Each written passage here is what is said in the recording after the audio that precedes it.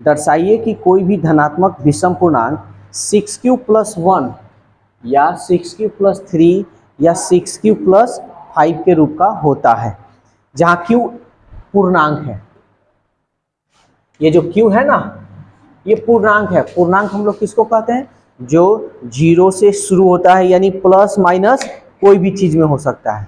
q का मान plus minus यानी 0, -1, 1, 2, -2 उस किसी में भी हो सकता है।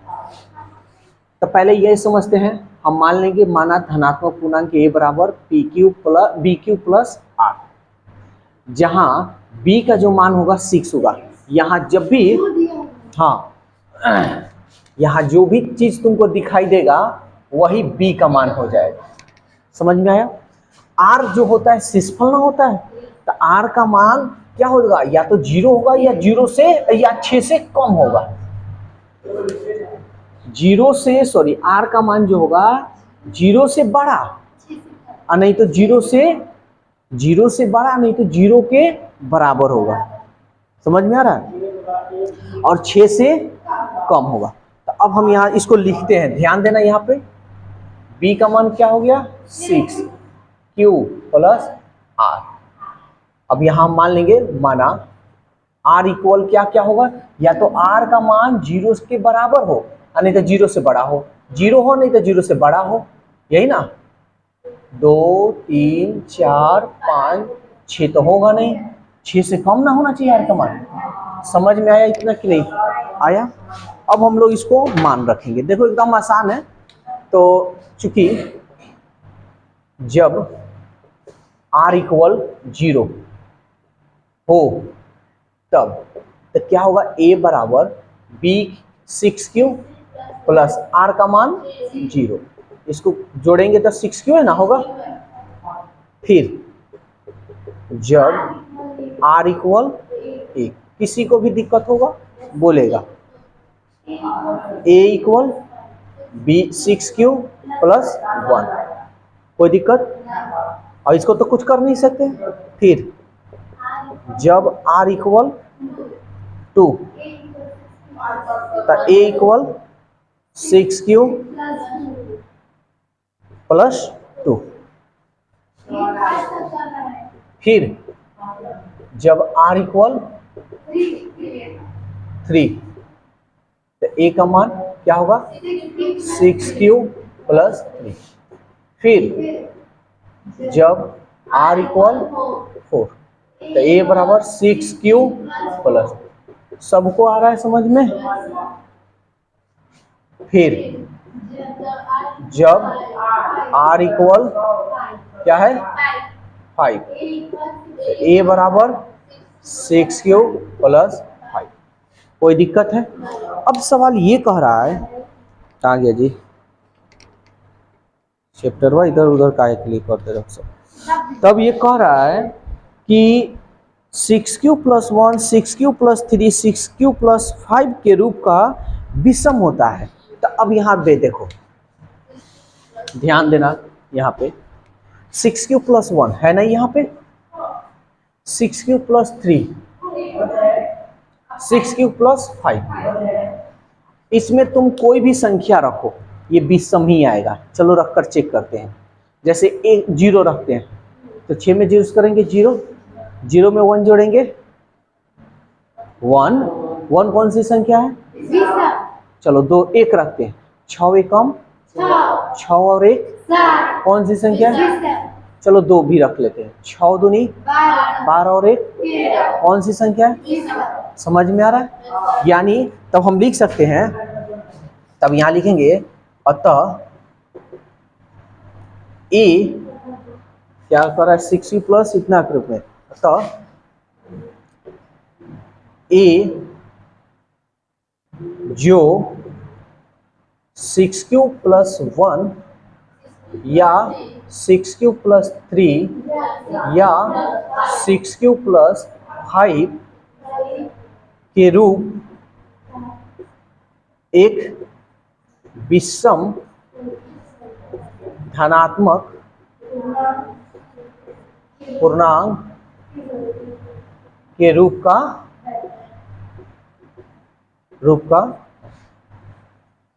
ये अपने से लैंग्वेज में लिख सकते, कोई बात नहीं यार, प्रूफ लिखो या आंसर लिखो, कोई बात नहीं, कोई दिक्कत, बन जाएगा। अगर यहाँ 5 रहता तो यहाँ बी की जगह पर 5 रखते, ठीक है ना, यहाँ पे केवल 5 हो जाता, कोई दिक्कत है? चलो नोट करो इसको भी। नंबर 3, ये क्या कर रहा है, ध्यान से समझना। करा किसी परेड में बता दे रहे हैं, पहले देख लो। चौथा अभी तो जस्ट बताए ना, 2 नंबर सेम है, स्क्वायर करना, अच्छा ठीक बता दो। किसी परेड में 616 सदस्यों वाली एक सेना की टुकड़ी में 32 सदस्यों वाली एक आर्मी बैंड के पीछे मार्च करना है।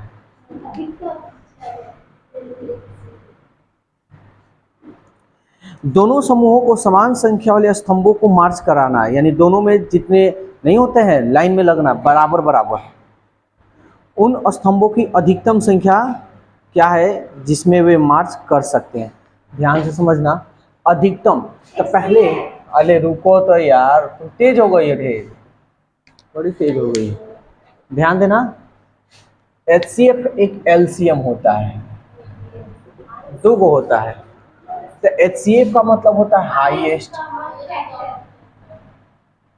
कॉमन फैक्टर, और LCM का होता है लोएस्ट कॉमन मल्टीपल। अच्छा, अब ये बताओ कि हाईएस्ट का मतलब क्या होता है? सबसे अधिक, है ना, सबसे अधिक। और लोएस्ट का मतलब क्या होता है?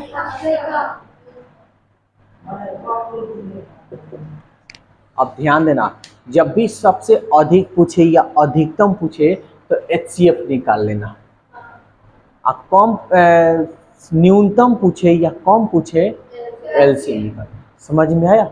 तो LCM निकालने का 2 तरीका हम लोग जानते हैं, एक तो अभाज्य गुणनखंड विधि द्वारा और एक भाग विधि द्वारा। तो हम लोग भाग विधि द्वारा ना पढ़े, तो चलो बड़ा से छोटा में हम भाग दे दें। बेसिक मैथ जो कर रहा है समझ में आनी चाहिए, कोई दिक्कत नहीं होनी चाहिए। तो 32 दूनी ज्यादा हो जाएगा, ये देखो 3 दूनी 6, 32 दूनी 66 हो जाएगा ना, तो 32 से कम 32, 11 में से 2 गया 9, 5 में से 3 गया 2, ये 6 हो जाएगा। और एक और बात, इसको यूक्लिड विभाजन एल्गोरिथम इसमें नहीं ना कर रहा है कि यूक्लिड विभाजन, तो किसी भी तरीका से तुम बना सकते हो। कितना? 3 7 21, 3 9 8 24, 3 9 27, 9 बार में देखें, 9 बार में चला जाएगा, 9 दूनी 18, 9 3 27, 27 और 1 28, 16 में से 8 गया 8, 8 में से 8 गया खत्म खत्म। इसको घेरेंगे, इसको उतारेंगे, यही ना, 8 चौका किससे, इसलिए HCF कितना आया है? तो सवाल जैसे पूछ रहा है वैसे जवाब देंगे। पूछ रहा है उन स्तंभों की अधिकतम संख्या क्या होगी, इसलिए उन स्तंभों की अधिकतम संख्या 8 है। समझ में आया? कोई दिक्कत किसी को? 4 भी देख लेते हैं यहाँ पे, ध्यान से समझना। अभी जस्ट बताए ना 4 नंबर, सॉरी 2 नंबर, ध्यान देना। देखो ये तुम लोग का रिवीजन भी कहो, एक शुरुआत भी कहो। तो इसको अगर बढ़िया से नहीं पढ़ोगे तो कोई फायदा नहीं है इसको ज्वाइन करने से। इसमें तुम लोग को मैथ में 90 प्लस लाना है, ये गारंटी है, ठीक है, 90 प्लस आनी चाहिए, 90 से कम नहीं।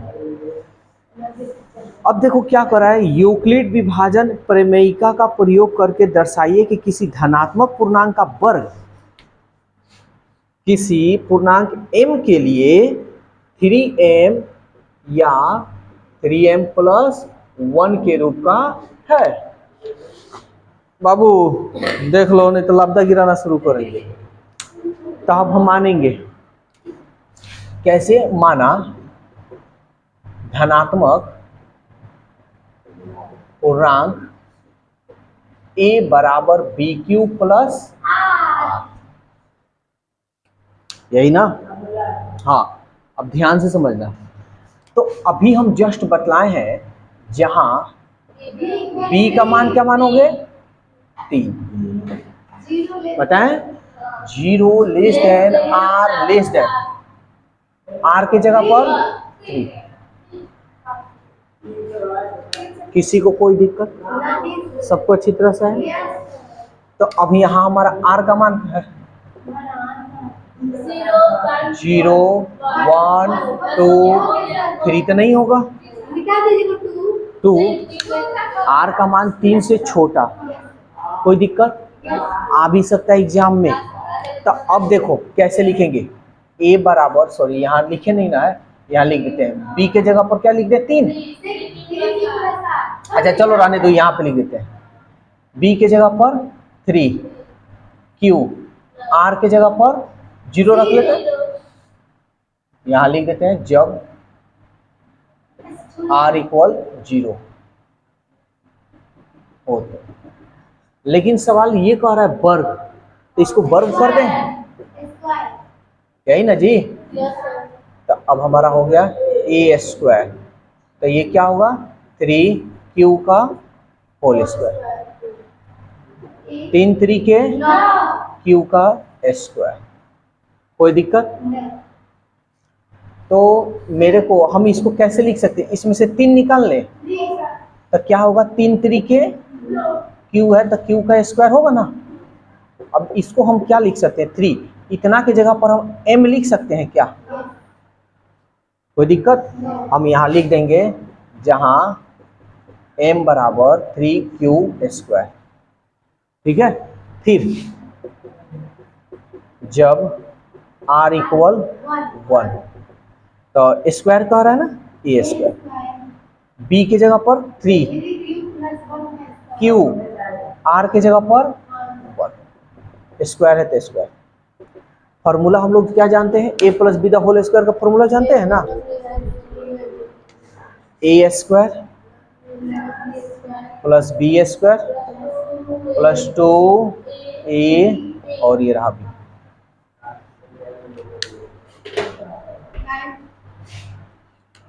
यहां बना दे रहे, तो क्या हो गया, 3 3 के 9 क्यू स्क्वायर, एक एकम 1 2 3 6 क्यू, यही ना। अब इसमें से हम इसको थोड़ा सजा लेते हैं, ध्यान देना, इसको सजाएंगे 9 क्यू स्क्वायर 6q प्लस 1। मेरे को लिखना किस रूप में है, 3m प्लस 1 इस रूप में ना। तो देखो तो 3 इसमें से कॉमन कर लें 3, तो क्या हो जाएगा, 3 3 के 9 क्यू स्क्वायर, 3 दूनी 6 क्यू, इसमें तो नहीं कॉमन किया, ये उसी तरह लिखेंगे 3, आई इतना की जगह पर m मान ले, m प्लस 1 यहाँ लिख देना, जहां एक मिनट अभी बता रहे हैं, 3q स्क्वायर प्लस 2q, नहीं q को निकालने की कोई जरूरत नहीं है, हमको इस रूप में लिखना है, बस इसीलिए हम लिख रहे हैं। बोलो किसी को कोई दिक्कत है? तो इतना ही ना रूप में कह रहा है। तो सवाल क्या कह रहा था, कह रहा है कि किसी धनात्मक पूर्णांक का वर्ग पूर्णांक m के लिए 3m प्लस के रूप का हो सकता है। तो हम यहाँ लिख देते हैं, यहाँ लिख 3m या 3m प्लस 1 के रूप का है।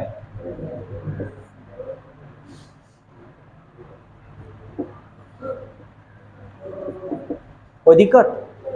ये क्या है, हम यहाँ धनात्मक संख्या माने हैं, कोई दिक्कत?